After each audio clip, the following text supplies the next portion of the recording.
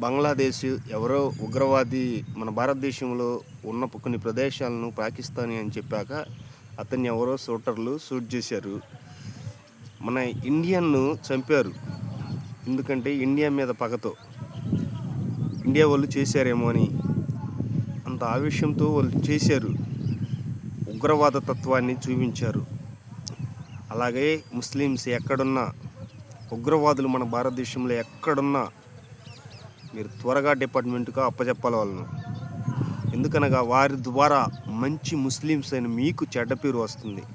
అలాగే మీరు త్వరగా డిపార్ట్మెంట్కి అప్పచెప్పాలి. మన ఇండియన్ కొరకు ప్రతి ఒక్కరూ అతని మనశ్శాంతి కొరకు, అతని బంధువుల మనశ్శాంతి కొరకు అందరూ ప్రార్థించాలి. మన ఇండియన్స్ అందరూ ప్రార్థించాలి. త్వరగా ఉగ్రవాద తత్వం నశించాలి. భారతదేశములో ఉన్న ముస్లిమ్స్, హిందూ సమస్తము ఐక్యమత్యము కలిగి జీవించాలి.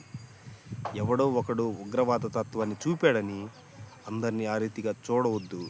ముస్లిమ్స్, హిందూ, క్రైస్తవులు సమస్తము మూడు మతాలు ఐక్యత కలిగి నడుచుకోవాలి.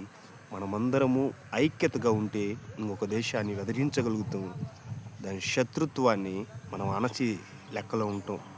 ఎందుకనగా ముస్లిం, క్రైస్తవ, హిందూ అందరూ బాగా ఉండాలి. ఉగ్రవాదులు ఎక్కడున్నా పట్టేయాలి.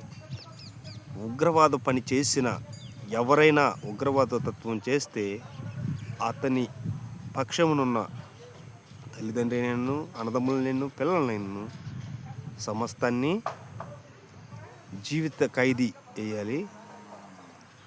ఈ ఉగ్రవాద తత్వం చేసిన వాడిని మాత్రం పూర్తిగా గవర్నమెంట్ పెద్దవాళ్ళు ఏ నిర్ణయం తీసుకుంటారో ఆ నిర్ణయం ప్రకారం అని ముగించాలి.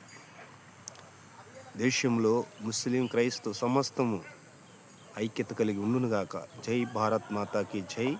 యేసు రక్తమే జయం. యేసు రక్తమే జయం.